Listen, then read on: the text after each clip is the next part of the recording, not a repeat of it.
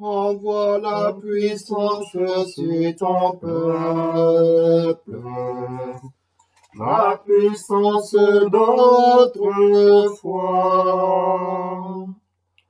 Ouvre les écluses, envoie la puissance sur tous ceux qui sont à toi. Envoie sur chacun des langues de feu, brûlant en nous le péché. Purifie nos âmes, mets en nous ta flamme, oh, baptise-nous de feu. Oh, purifie nos âmes, mets en nous ta flamme, oh, baptise-nous de feu. Oh, purifie nos âmes, Seigneur, nous voici présents. Nous avons répondu à ton rendez-vous. Viens, Seigneur, par ton Esprit Saint, nous disposer à vivre ce temps de grâce et à entrer dans cet enseignement introductif. Purifie nos âmes, mets en nous ta flamme, oh, baptise-nous de feu. Shalom, chers frères, chères sœurs, vous tous qui nous suivez sur cette plateforme. Voilà, nous sommes heureux aujourd'hui, lundi 20 avril, de vivre avec vous ce premier enseignement de ce cheminement que nous voulons introduire aujourd'hui. Il s'agit de chemin d'espérance. Aujourd'hui, le thème sur lequel je voudrais que nous puissions partager est l'autorité du chrétien. Oui, frères et sœurs, qu'est-ce que l'autorité? Nous verrons dans ce thème donc la définition de l'autorité selon la Bible, bien sûr, et puis nous verrons les deux grandes sources et fondements de l'autorité. Nous verrons ensuite comment exercer l'autorité et puis enfin, où exercer l'autorité, sur quelle matière. Donc, ce sera les trois grands points que nous allons voir aujourd'hui. Alors, qu'est-ce que l'autorité? Sachez, frères et sœurs, que le Nouveau Testament se sert du terme exousia, qui signifie autorité, 102 fois dans le Nouveau Testament. Donc, il se sert de ce terme 102 fois. Et dans 85% des usages, il donne le sens d'une capacité à agir conférée par une fonction. Et donc, selon le Nouveau Testament, l'autorité, c'est une délégation de pouvoir. Il y a aussi le mot dynamis qui signifie pouvoir, qui s'emploie pour identifier le pouvoir militaire, politique ou spirituel. Et donc, les mots grecs exousia et dynamis sont parfois traduits alternativement par autorité et puissance. Voyons quelques cas dans la Bible. Alors, sachez que nous utilisons ici la Bible de Jérusalem. En Luc chapitre 4, verset 36, il est dit « Et il commanda avec autorité, ici exousia, et puissance, dynamis aux esprits impurs, et ils sortent. » En Luc chapitre 9, verset 1, « Ayant convoqué les 12, il leur donna puissance, dynamis, et autorité, exousia, sur tous les démons et sur les maladies pour les guérir. » En Luc chapitre 10, verset 19, « Voici que je vous ai donné le pouvoir, il utilise exousia, de fouler aux pieds serpents et scorpions, et toute la puissance dynamique de l'ennemi, et rien ne pourra vous nuire. » en Actes chapitre 4, verset 7. Les grands prêtres demandèrent à Pierre comment il avait guéri l'impotent à la belle porte du temple. Il lui disait, par quelle puissance, dynamis, et par quel nom avez-vous fait cela? Jésus, après son arrestation, déclara, tout pouvoir, exousia, m'a été donné dans le ciel et sur la terre. Ça, c'est en Matthieu chapitre 28, verset 18. En Matthieu 26, verset 64, désormais, vous verrez le Fils de l'homme assis à la droite de la puissance, dynamis. Alors, frères et sœurs, quelles sont les sources et le fondement de notre autorité? Quelles sont les sources et le fondement de notre autorité? Nous prenons l'évangile de Saint Luc au chapitre 19, versets 12 et 13. Il est dit, un homme de haute naissance se rendit dans un pays inconnu pour recevoir la dignité royale et revenir. Appelant 10 de ses esclaves, il leur donna 10 mines et leur dit, faites-les valoir jusqu'à ce que je vienne. Frères et sœurs, Jésus est monté au ciel et s'est assis à la droite du Père. Il a confié les affaires de son royaume à ses disciples jusqu'à ce qu'ils reviennent. Il désire qu'on gère ses affaires et nous en a donné l'autorité. Nous nous en servons suffisamment? Il dit, je suis avec vous tous les jours jusqu'à la fin du monde. Alors, premier fondement biblique de l'autorité. Nous allons prendre ici deux vérités révélées qui servent de fondement à l'autorité du chrétien. Et nous allons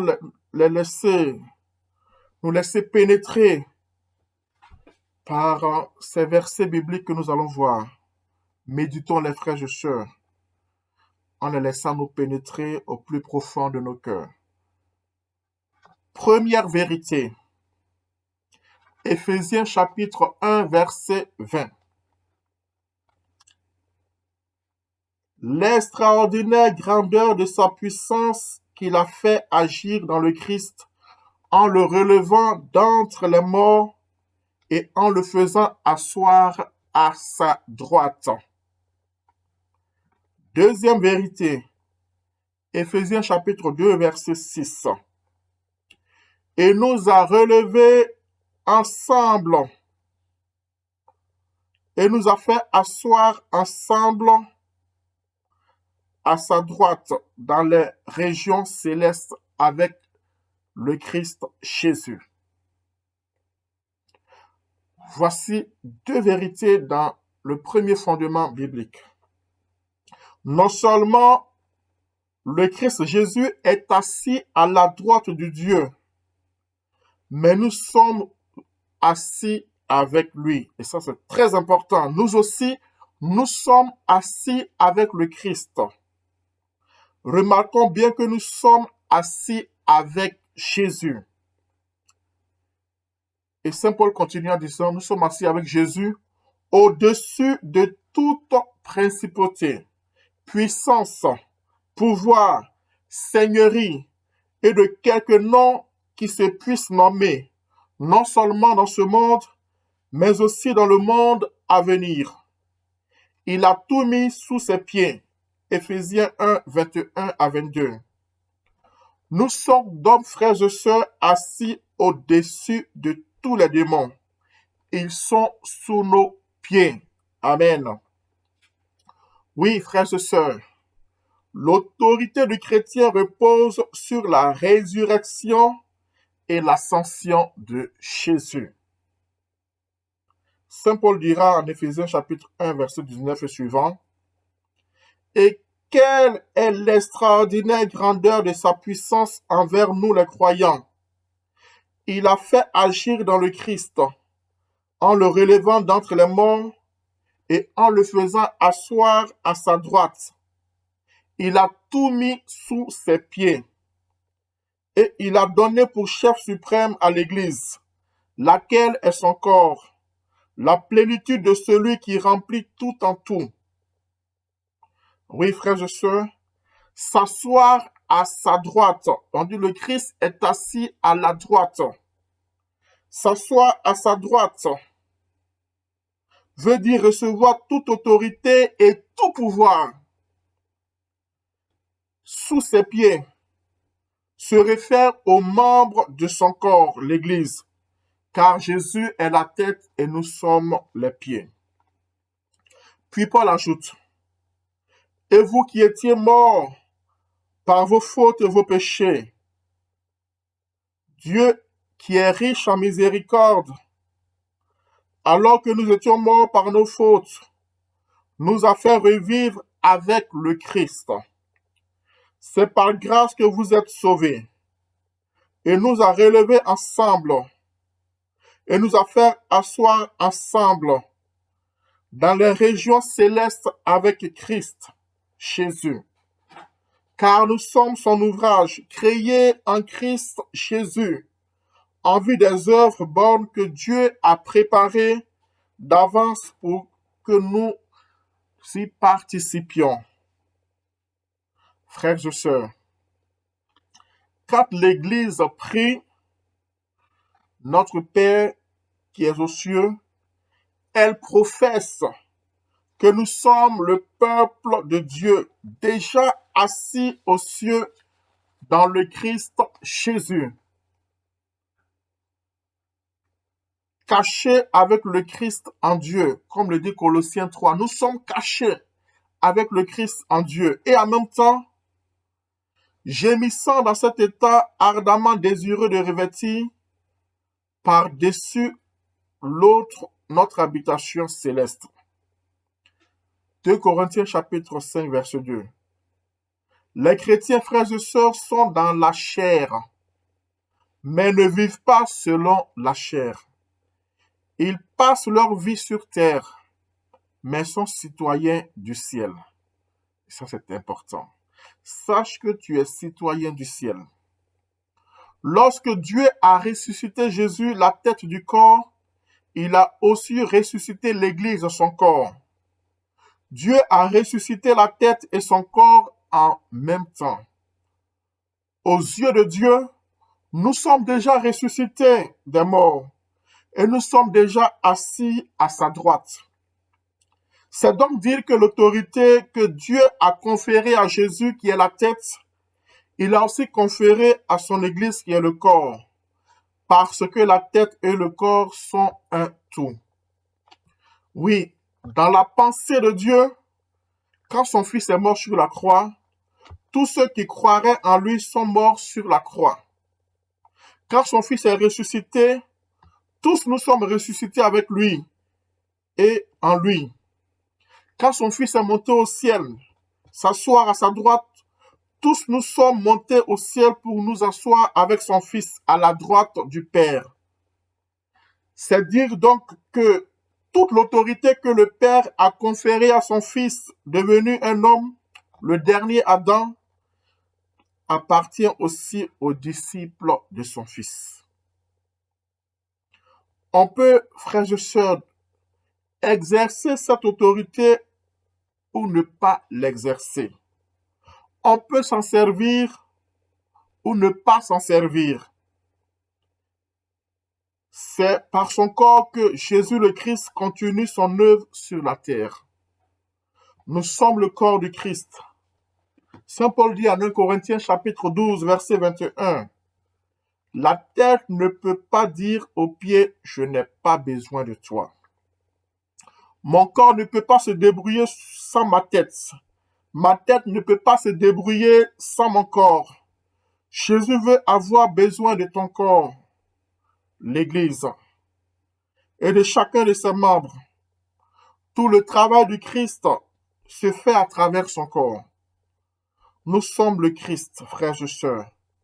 L'onction qui reposait sur Jésus pendant son ministère public repose sur ses disciples. C'est pour cette raison que nous sommes appelés des chrétiens. Le catéchisme de l'Église catholique nous enseigne ceci. Unis au corps par le baptême, les croyants participent déjà réellement à la vie céleste du Christ ressuscité. Mais cette vie demeure cachée avec le Christ en Dieu. Avec lui, il nous a ressuscités et fait asseoir aux cieux, dans le Christ Jésus. Nourris de son corps dans l'Eucharistie, nous appartenons déjà au corps du Christ.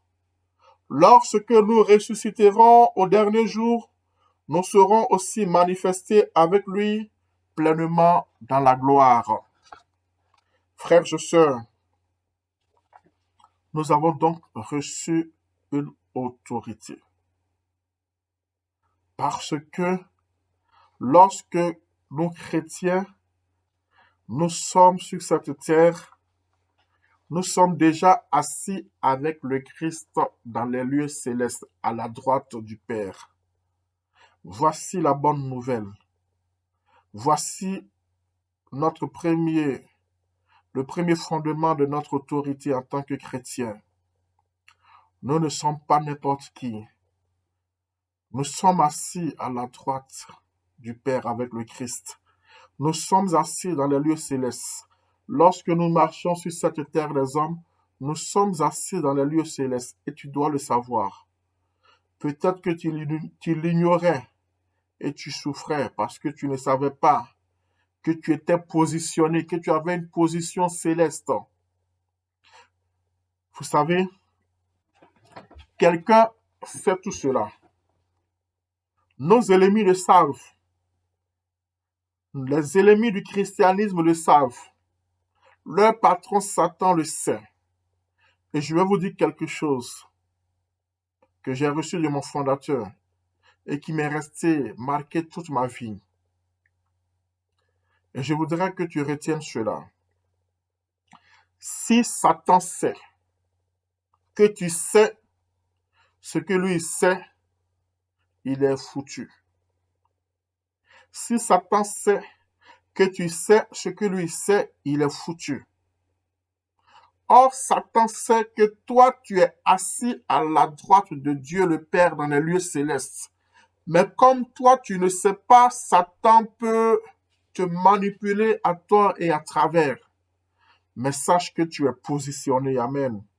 Que tu es assis à la droite de Dieu le Père. Et que tu as une position supérieure à Satan. Et que tu es caché avec le Christ désormais en Dieu. Il faut que tu le saches. Ça, c'est notre premier fondement. Deuxième fondement, c'est un fondement reçu de la tradition juive. Et ce fondement, c'est que nous sommes des envoyés plénipotentiaires. Alors, j'explique. Jésus nous envoie, frères et sœurs. En d'autres termes, nous sommes ses apostolos, c'est-à-dire ses apôtres, ses envoyés. En utilisant ce terme, Jésus reprend les expressions directement empruntées au judaïsme de son temps. Et le judaïsme utilise le mot hébreu shaliach. Et shaliach veut désigner l'envoyé. Le shaliach est une institution apostolique caractéristique du judaïsme du temps de Jésus et qui était très attestée chez les Juifs. Par exemple, des membres du Sanhédrin, c'est-à-dire le conseil des chefs juifs, étaient envoyés par le Sanhédrin. Donc le Sanhédrin envoyait des membres en mission. Et le shaliach qui est l'envoyé n'agit pas au nom de quelqu'un, non. Mais il agit en la personne de celui qui l'envoie. Il décide comme si celui qui l'envoie était là lui-même. Comme un plénipotentiaire. C'est-à-dire, il a plein pouvoir pour négocier, pour envoyer, etc. non pas à la place, mais comme si c'était la personne. Et donc, il engage la personne qu'il a envoyée. L'envoyé, c'est-à-dire le chaliac, engage la personne qu'il a envoyée.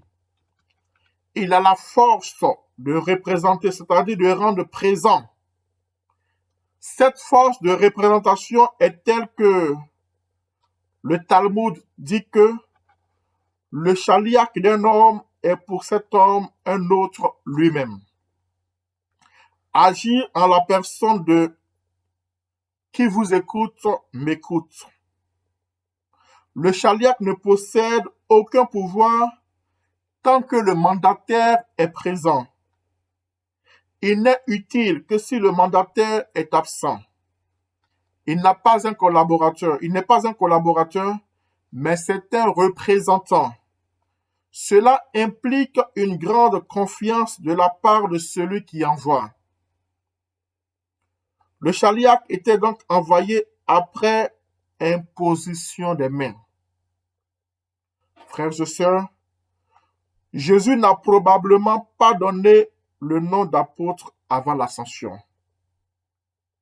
Ils ne le sont devenus qu'après l'ascension. Être envoyé, c'est agir en la personne de Jésus. Nous sommes des ambassadeurs plénipotentiaires, c'est-à-dire que lorsque Jésus nous envoie, il nous donne tout le pouvoir possible, il nous confère tout son pouvoir pour que nous puissions agir en son nom. Voici donc le deuxième fondement du pouvoir que nous avons reçu. Le premier fondement, le Christ est assis à la droite de Dieu le Père et nous sommes nous aussi assis avec lui dans les lieux saints. Nous sommes cachés en Dieu. Deuxième fondement, le même Christ nous envoie après son ascension et il nous donne tous les pouvoirs nécessaires. Et donc nous sommes revêtus des pouvoirs du Christ. Or, si le Christ est avec nous, qui peut contre nous, nous dit l'Écriture? Personne, nous dit Saint Paul aux Corinthiens. Nous allons voir maintenant comment exercer l'autorité. Il ne suffit pas de savoir que tu as reçu une autorité, mais il faut l'exercer, frères et sœurs. Nous allons écouter ce texte biblique tiré de l'Ancien Testament, Siracide, chapitre 2, verset 6 jusqu'au verset 15. Aie foi en lui et il te viendra en aide. Vous qui craignez le Seigneur, ayez foi en lui et vous recevrez votre récompense. Malheur au cœur défaillant, parce qu'il n'a pas la foi. Aussi ne sera-t-il pas protégé. Malheur à vous qui avez perdu la constance. Ceux qui craignent le Seigneur ne désobéissent pas à ses paroles, et ceux qui l'aiment gardent fidèlement ses voies. Frères et sœurs, comment exercer notre foi? D'abord, il nous faut mettre notre foi en mouvement. Il nous faut mettre notre foi en pratique. Ma foi est fondée sur tout ce que la parole de Dieu affirme et non pas sur mon sentiment ou sur ce que mes sens me disent. Non. Jésus nous enseigne une façon d'exercer notre autorité lorsqu'il affirmait que tout ce que vous lirez sur la terre se trouvera lié au ciel et tout ce que vous délirez sur la terre se trouvera délié au ciel. Oui, frères et sœurs, le démon ne peut pas nous dominer car nous avons autorité sur lui, une autorité qui nous vient de Dieu. Et voici que je vous ai donné le pouvoir de fouler aux pieds serpents et scorpions et toute la puissance de l'ennemi, et rien Rien, je dis rien ne pourra vous nuire. Luc 10, 19. Frères et sœurs, je dois mettre ma foi en action pour exercer mon autorité. Nous avons, frères et sœurs, notre rôle à jouer dans le domaine spirituel. Le ciel souvent respectera ton refus d'intervenir ou tout ce que notre passivité laissera faire. Nous avons tendance à laisser les choses, comptant trop sur l'intervention du Seigneur, si bon lui semble. Combien de fois, frères et sœurs, le Seigneur ne s'est-il pas effacé parce que nous n'avons pas exercé l'autorité qu'il nous a donnée? Souvent, nous attendons qu'il agisse et lui, de son côté, attend que nous intervenions. Parce que le Seigneur nous a responsabilisés, oui. Il ne fera rien jusqu'à ce que nous agissions. Parce qu'un père forme ses enfants. Le Père éternel nous forme, nous ses enfants. Est-il possible que le Seigneur ne puisse réaliser ses plans parce que son corps que nous sommes ne comprend pas l'exaltation du Christ, la position qu'il nous a obtenue à la droite du Père en lui? S'attend-il à notre coopération dans la foi? Oui, et certainement. Il attend notre coopération. Sans notre foi, basée sur la parole de Dieu et non sur nos sens, sur nos sentirs, nous ne pouvons pas exercer l'autorité. Pour exercer l'autorité, frères et sœurs, il nous faut mettre la parole de Dieu aussi en pratique. Pour que l'autorité spirituelle s'exerce, il nous faut nous imprégner de la parole de Dieu par la lecture, l'étude et la prière. La parole de Dieu doit imbiber toute notre vie. Il doit s'en imbiber et bien connaître les versets relatifs à l'autorité des chrétiens. Sans cela, nous ne pouvons rien. C'est alors qu'il peut mettre la parole en pratique. Oui, si le chrétien veut mettre la parole en pratique, il doit s'en imbiber. C'est alors que nous pouvons mettre la parole, frères et sœurs, en pratique. Concernant Satan, l'Écriture déclare: résistez-lui, solide dans la foi. 1 Pierre 5, 9. Frères et sœurs, la qualité de la foi d'un chrétien découle de sa fréquentation de la parole de Dieu. La parole prend chair dans sa vie. Il a tout mis sous nos pieds et il a donné pour chef suprême à l'Église, laquelle est son corps. Éphésiens 1, 22. Jésus est chef suprême sur la maladie et sur tout le mal. Il a prouvé quand il était sur la terre. Jésus est chef suprême sur toutes choses, pour son corps qu'est l'Église. Dieu a fait de Jésus la tête au-dessus de toutes choses, afin que nous, ses disciples, membres de son corps, nous puissions exercer son autorité sur toutes choses. Le démon résistera.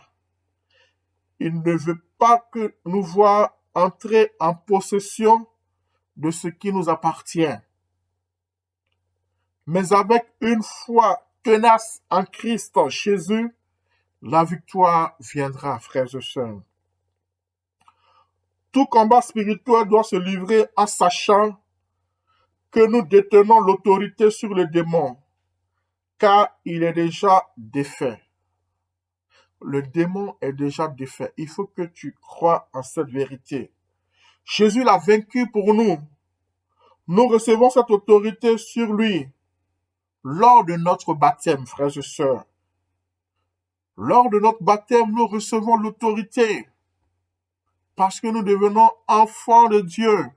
Et Dieu atteste que nous sommes ses enfants. À partir de ce moment, nous prenons conscience de l'héritage qui est le nôtre. La puissance du nom de Jésus est notre héritage, frères et sœurs. Alors nous pouvons nous en servir contre l'ennemi. Mais le savoir ne suffit pas. Il faut passer à l'acte pour avoir des résultats, frères et sœurs. Il nous faut passer à l'acte. Il est primordial et nécessaire de savoir ce qui nous appartient. Oui, il faut savoir ce qui t'appartient. La Bible dit, mon peuple périt faute de connaissance. Osée chapitre 4, verset 8. Et Jésus dit, vous connaîtrez la vérité et la vérité vous rendra libre. Jean chapitre 8, verset 32. Il y a des gens qui sont perdants et qui se perdent. Ils auraient pu être sauvés et mieux vivre si seulement ils avaient su.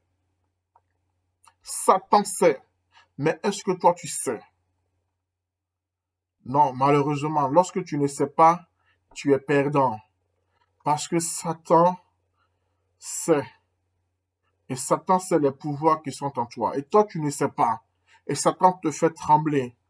Et les choses te font trembler. Aujourd'hui, Jésus te demande d'entrer en possession de ton autorité. Et pour entrer en possession de ton autorité, il te faut la foi. Il te faut mettre en pratique la parole de Dieu. Il te faut aussi prier avec foi.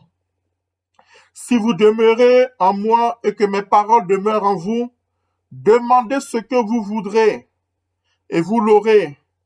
Jean chapitre 15, verset 7. Frères et sœurs, une réponse à notre prière dépend plus de toi que de Dieu. Et tu l'ignores souvent. Si Jésus n'a dit que ceci, il a dit, si vous demeurez en moi, demandez ce que vous voudrez et vous l'aurez. Nombreux sont ceux qui auraient vu l'exaucement de leur prière. Si Jésus avait dit cela, beaucoup seraient exaucés. Mais Jésus a ajouté, et que mes paroles demeurent en vous. Et que mes paroles demeurent en vous. Les promesses de Dieu, frères et sœurs, sont conditionnelles. Si tu veux en bénéficier, tu dois remplir les conditions exigées. On peut t'encourager, mais c'est à toi seul d'agir. As-tu remarqué que le prénom vous revient 4 fois dans ce seul verset? C'est le signe qu'une réponse à tes prières dépend plus de toi que de Dieu. Jésus nous a instruits sur la prière. Obéis aux instructions donnés par Jésus. C'est tout. C'est-à-dire, demeure en Jésus et que ses paroles demeurent en toi. Puis demande ce que tu veux et tu l'auras. Mais comment demeurer en Jésus? Par la prière, frères et sœurs. La prière en l'invitant et en le recevant dans ton cœur, en cultivant ton intimité avec lui. Comment demeurer dans sa parole, en la méditant, lui obéissant rapidement, en la mettant en pratique. Voici ce que le Seigneur demande pour pouvoir vivre notre autorité. La source principale de l'enseignement sur l'autorité du chrétien, c'est l'Épître aux Hébreux, surtout les 3 premiers chapitres, frères et sœurs. Cette lettre de Saint Paul aborde plus que tout autre document du Nouveau Testament la révélation concernant l'autorité du chrétien. Il serait très utile non seulement de lire et de relire Éphésiens chapitre 1, chapitre 2 et chapitre 3, mais aussi de faire sienne les prières qui s'y trouvent, parce que ces lettres sont en même temps des hymnes, des prières.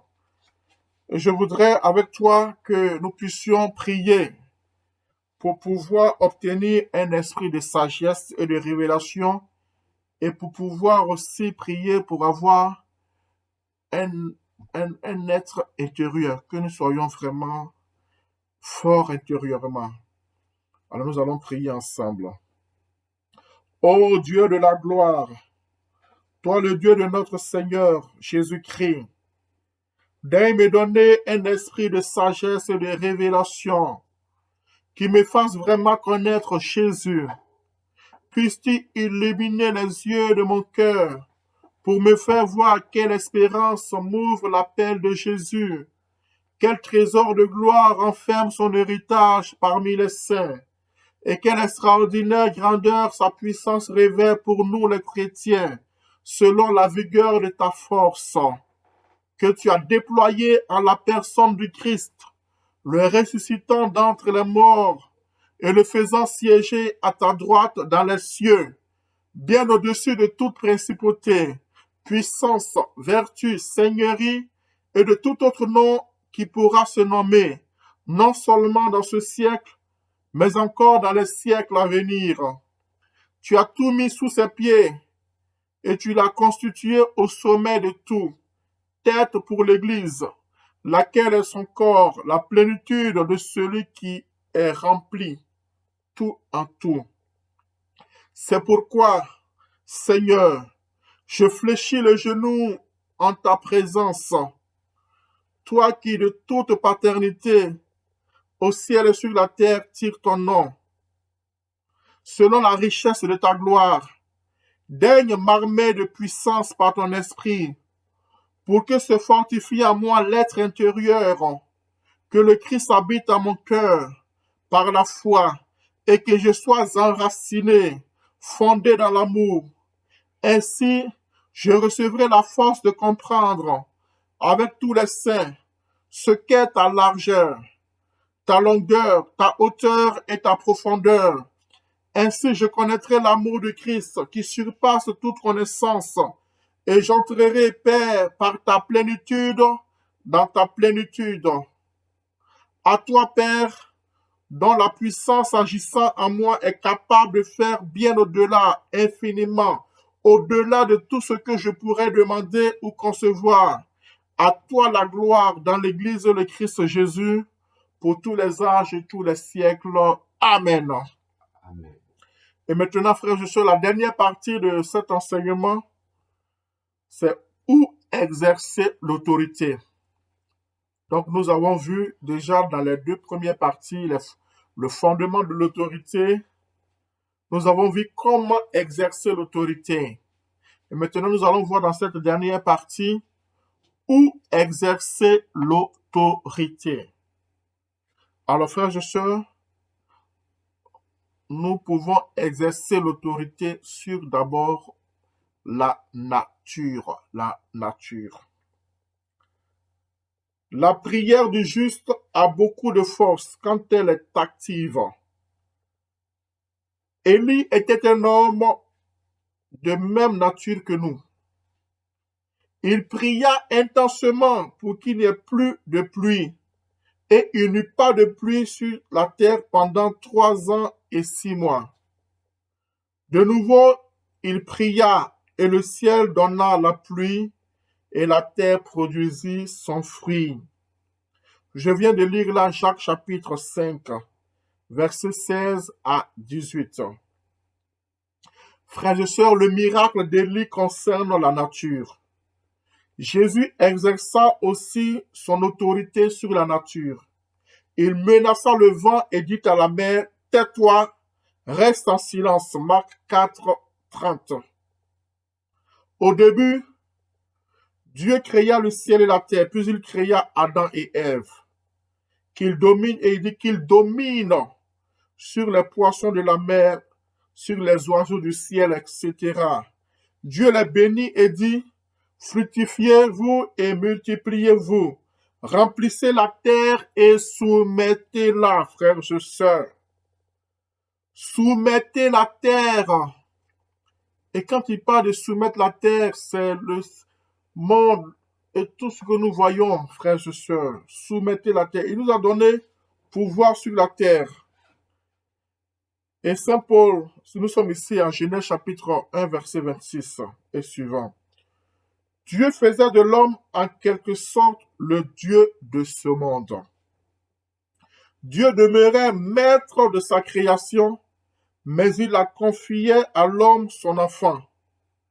Mais par sa révolte, malheureusement, ce dernier a trahi Dieu et a choisi de se soumettre à Satan.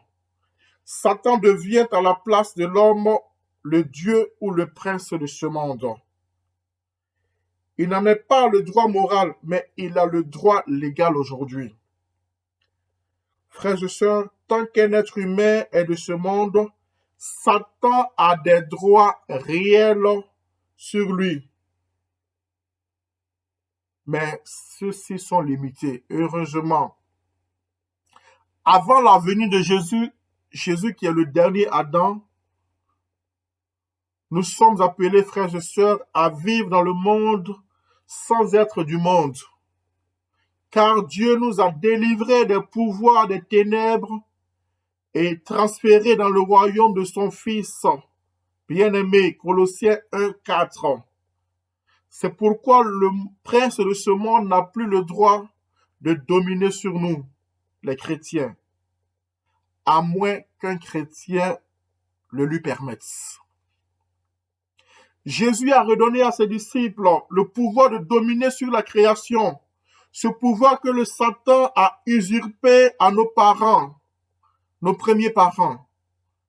Jésus, le dernier Adam, chef d'une nouvelle race humaine, s'est manifesté afin de détruire les œuvres du diable, comme nous le dit Saint Jean dans sa première lettre, chapitre 5, chapitre 3, verset 8. Oui, nous sommes les dieux de ce monde comme Dieu le veut, et notre rôle est de rétablir l'ordre perturbé par Satan dans la création. Si vous avez de la foi et que vous n'hésitez pas, si vous dites à cette montagne, soulève-toi et jette-toi dans la mer, cela arrivera. Et tout ce que vous demanderez avec foi dans la prière, vous la recevrez, nous dit Jésus à Matthieu chapitre 21, verset 21 à 22. Frères et sœurs, Jésus nous a annoncé que celui qui croit en moi fera lui aussi les œuvres que moi je fais, et il en fera de plus grandes. Pour l'instant, ne nous préoccupons pas des œuvres plus grandes. Faisons au moins les petites œuvres que Jésus nous a dit. Jésus n'a pas dit qu'un petit groupe de choisis le ferait. Il a dit que celui qui croit en moi, il le fera. Toi et moi, à 2 occasions, je commandais à la nature et cela a obéi. Frères et sœurs, nous avons le pouvoir sur la nature. Nous pouvons faire taire la nature lorsque la nature déraille. Et c'est pour cela nous devons revenir à des traditions que nous avons perdues dans l'Église. Heureusement que cette pandémie, ce virus, est en train de nous pousser à cela. Avant, il y avait ce qu'on appelle la régation. Mais lorsqu'il y avait un malheur, lorsque par exemple, avant, il y avait de très fortes pluies qui duraient des semaines, mais on faisait des processions du Saint-Sacrement, on priait, on jeûnait, et le Seigneur arrêtait de par notre foi. Mais aujourd'hui, nous avons peur. Nous disons c'est la météo. Et on ne peut rien parce que c'est la météo. Mais la météo n'est pas au-dessus de Dieu. La météo n'est pas au-dessus du pouvoir que le Seigneur t'a donné. Nous avons le pouvoir d'arrêter les choses, de bloquer les choses, des malheurs. Alors, usons de cela. Donc, nous pouvons exercer notre autorité sur la nature. Il faut que cela revienne. Il faut que cela revienne parce que le Seigneur nous a donné un pouvoir sur la nature. Nous pouvons aussi exercer notre autorité sur la maladie, frères et sœurs. Nous avons vu l'autorité que Jésus nous a donnée sur la maladie, pour nous et pour les autres. Nous pouvons exercer notre autorité sur la maladie. Si tu es malade, commence d'abord par exercer l'autorité sur ta vie, sur ta maladie. Et moi, j'en ai expérimenté à plusieurs reprises.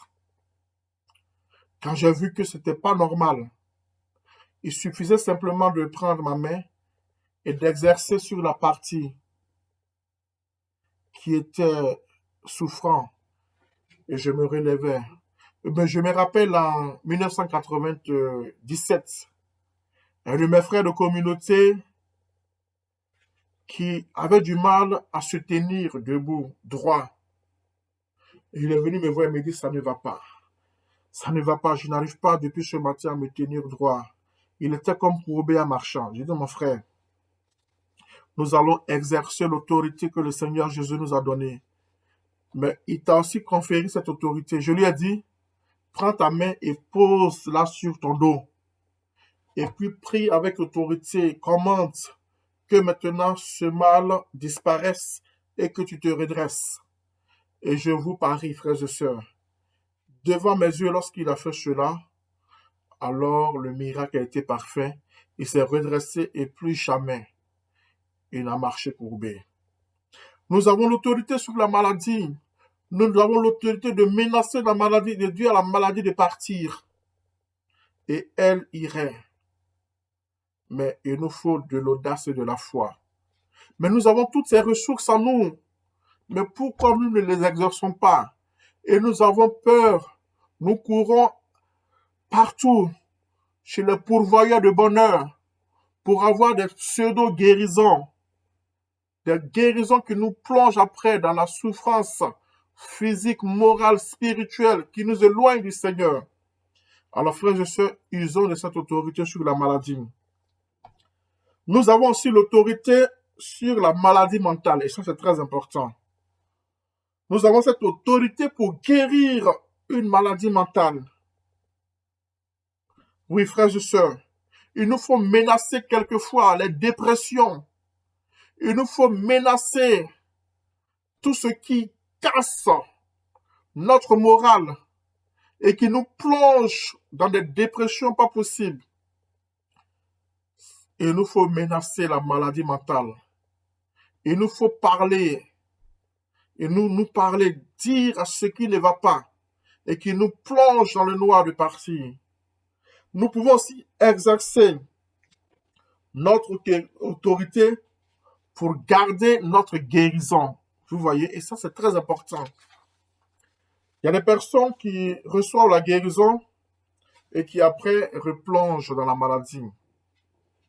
Oui, des personnes perdent malheureusement leur guérison car elles ne savent pas comment la conserver. Elles ne savent pas non plus comment fonctionne leur autorité spirituelle et comment l'exercer. Elles ne peuvent que constater la perte de leur guérison. Frères et sœurs, quand on entre dans la présence de Dieu, lors des congrès ou des rassemblements, là où la foi est forte et les charismes exercés, les guérisons sont plus fréquentes. Mais quand les gens retournent chez eux, le démon les tente par des symptômes mensongers.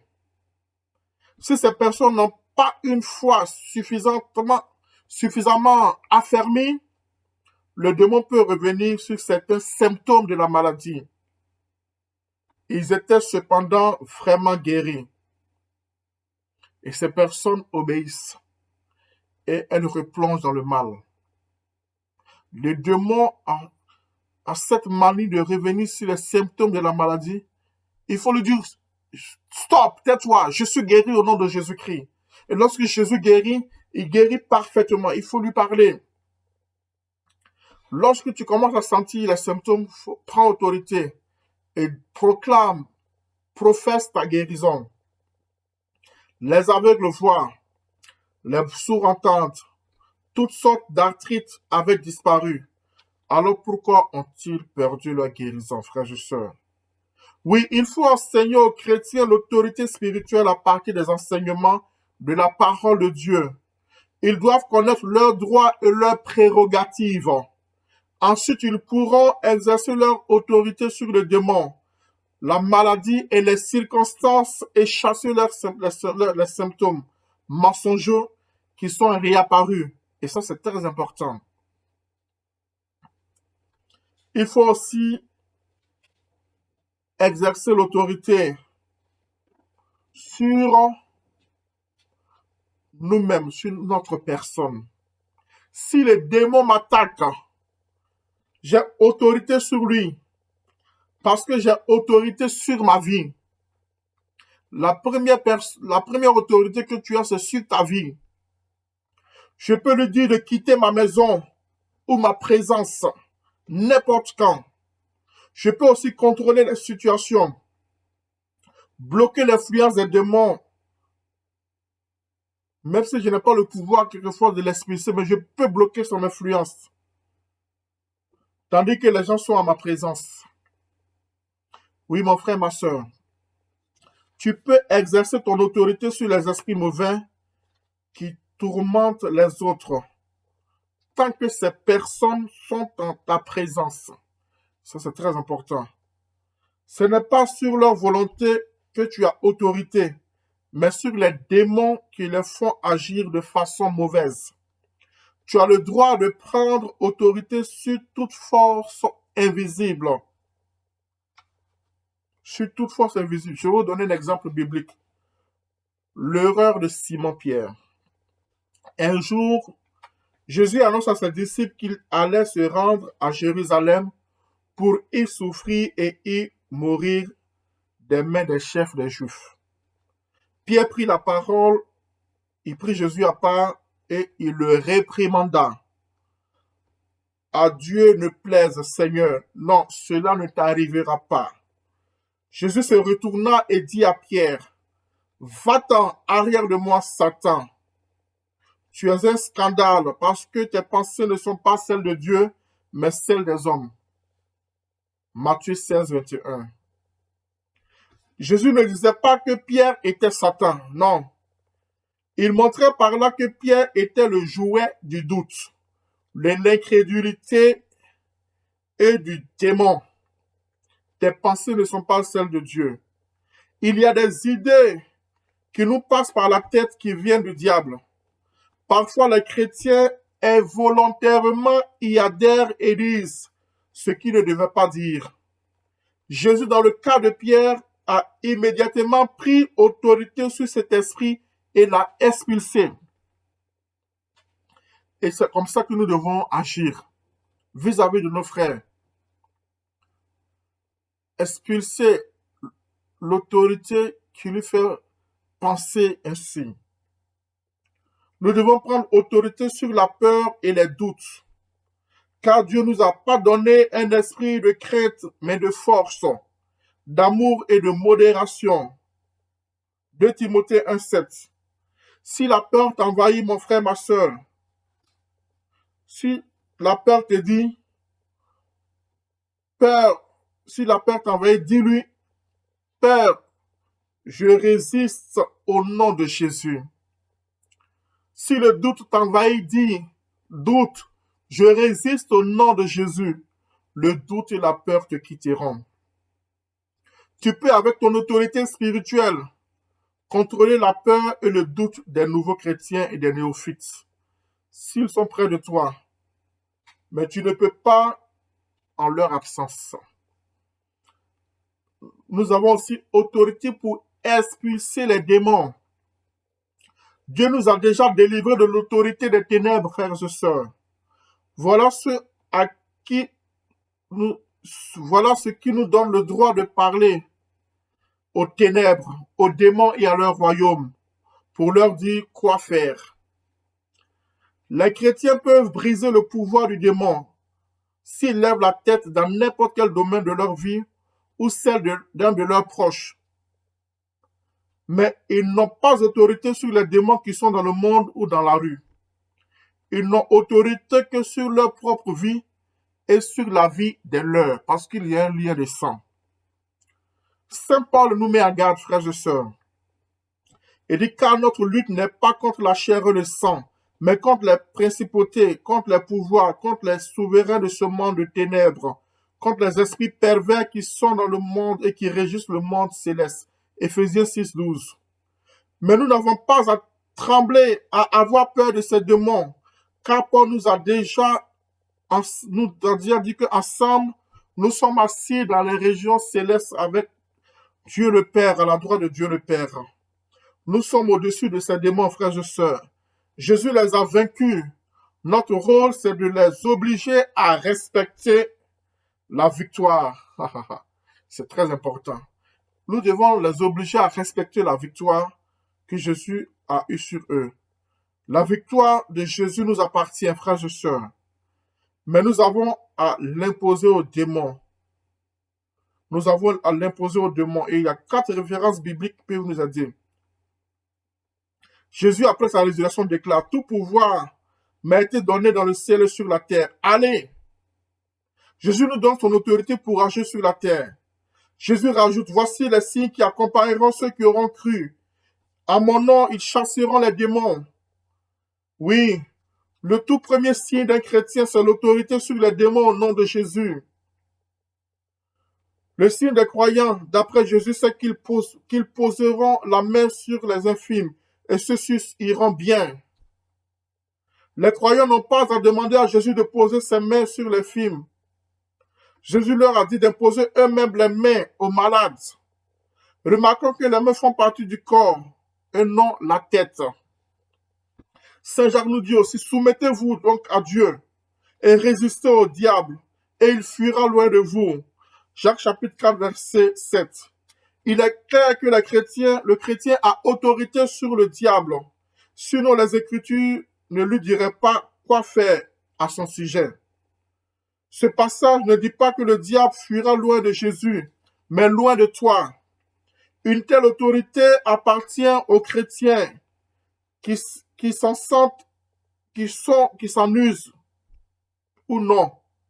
Qu'ils en usent ou non, mais l'autorité vous appartient. L'autorité n'a rien à voir avec les sentiments, mais tu dois l'exercer, mon frère, ma soeur. Le mot fuira est intéressant car il dénote la terreur du démon. De quoi as-tu si peur? Le démon a peur du croyant armé du nom de Jésus. Il a peur et il est terrifié par Jésus que les chrétiens représentent. Saint Pierre dit: soyez sobres, veillez. Votre adversaire, le démon, comme un lion rugissant, cherche qui engloutit. Résistez-lui solide dans la foi, sachant que les mêmes souffrances sont imposées à votre fraternité qui est dans le monde. 1 Pierre chapitre 5, versets 8 à 9. Pierre ne dit pas d'avoir peur du démon. Nous n'avons pas à avoir peur de celui que Jésus a vaincu, frères et sœurs. Mais puisque le chrétien a autorité sur le démon, de la même autorité que Pierre et Paul, nous pouvons résister au diable solide dans la foi. Et le dernier Saint Paul nous dit: ne donnez pas prise au démon. Éphésiens chapitre 4, verset 27. Le démon ne peut pas me conduire à moins que je ne lui permette, frères et sœurs. Je n'ai pas à lui donner de place dans ma vie. C'est donc dit que j'ai autorité sur lui pour l'empêcher. Sur quoi nous pouvons exercer aussi l'autorité? En liant le démon. Je peux obliger un démon à cesser certaines de ses manœuvres dans ma vie ou dans la vie d'une autre personne. Mais je ne peux pas l'expulser parce que je n'en ai pas l'autorité. Il y a des personnes qui ont l'autorité d'expulser. Mais je peux l'obliger à cesser ses manœuvres dans ma vie. Il y a des époux qui ont appris à exercer leur autorité spirituelle sur leur conjoint incroyant. Il y a des parents qui sont appelés à exercer leur autorité spirituelle sur leurs enfants à cause du lien de sang. Et donc, je peux exercer mon autorité sur mes enfants, sur mes frères et sœurs. Je peux exercer mon autorité, frères et sœurs, sur des personnes qui sont chez moi. Enfin, je peux exercer mon autorité sur mes péchés et mes dépendances. Et ça, c'est très important.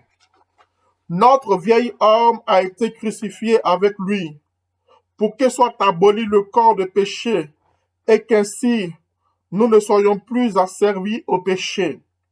Que le péché ne règne pas non plus dans votre corps mortel pour vous faire obéir à ses convoitises. Car sur nous, le péché n'a aucune prise, puisque vous n'êtes pas sous la loi, mais sous la grâce. Libérés du péché, vous êtes asservis à la justice. Romains chapitre 6 à partir du verset 6 suivant. Oui, comment Jésus a-t-il vaincu les tentations du démon dans le désert? En citant la parole de Dieu. En citant la parole de Dieu, frères et sœurs. Pourquoi avoir peur et demeurer sous le contrôle des esprits impurs, alors que Jésus les a dévêtus et bafoués publiquement, les amenant avec lui dans son cortège triomphal. Colossiens 2,15. Jésus a anéanti, aboli, réduit à l'impuissance, renversé la puissance, détruit les démons. Satan n'a de fait aucun pouvoir sur moi. Je suis donc libéré de la maladie, de la manœuvre, du péché. Mais en tout cela, nous sommes plus que vainqueurs par celui qui nous a aimés. Aucune créature ne pourra nous séparer de l'amour de Dieu. Oui, tu peux exercer ton autorité sur tes dépendances, sur les addictions de ta vie. Tu peux les casser au nom de Jésus-Christ par l'autorité qu'il t'a donnée. Même devant la persécution, les disciples demandaient à Dieu, tu étendras la main pour qu'il se fasse des guérisons et des signes et des prodiges par le nom de ton saint serviteur Jésus. Et c'est exactement ce que le Seigneur fit, il arrêtait tout. Oui, frères et sœurs, nous avons le pouvoir et nous pouvons exercer notre autorité sur beaucoup de domaines. Alors, exerçons notre autorité. Et je termine en te disant encore une chose importante. Osée chapitre 4, verset 8. Mon peuple périt faute de connaissance. Et comme Satan a la connaissance, Satan sait que si tu sais que lui sait certaines choses, il a foutu, alors il a un avantage sur toi parce que tu ne sais pas beaucoup de choses. Mais aujourd'hui, le Seigneur te dit que lorsque tu es assis ou assise là où tu es, tu n'es pas simplement assis ou assise à terre, tu es assis ou assise à la droite du Père avec le Christ dans les lieux célestes. Et donc, il n'a aucun pouvoir sur toi. Je termine par ce témoignage que notre fondateur nous a donné un jour. Il disait que il avait reçu un monsieur au bureau et il se trouvait que c'était un franc-maçon. Et dans leurs échanges, le monsieur lui disait, en fait, ce qui le peine, c'est que chez nous les chrétiens, on ne fait pas d'expérience mystique, alors qu'eux, ils font plein d'expériences mystiques. Et pendant que lui parlait, il faisait son expérience mystique. C'est-à-dire qu'il s'élevait au-dessus de notre fondateur. Et notre fondateur lui a dit une simple parole. Il dit, tu sais, la Bible nous dit, en Éphésiens chapitre 2, verset 6, que nous, chrétiens, nous ne sommes pas assis sur la terre, mais que nous sommes assis avec le Christ à la droite de Dieu le Père dans les lieux célestes. Et nous avons domination sur toutes les puissances, les principautés et autres. Et quand notre fondateur a fini de dire cela, le monsieur s'est trouvé à terre, terrassé, parce qu'il a vu que celui à qui il avait affaire était avec le Christ dans les lieux célestes. Qu'il en soit ainsi pour toi et pour nous tous. Amen. Que Dieu nous bénisse.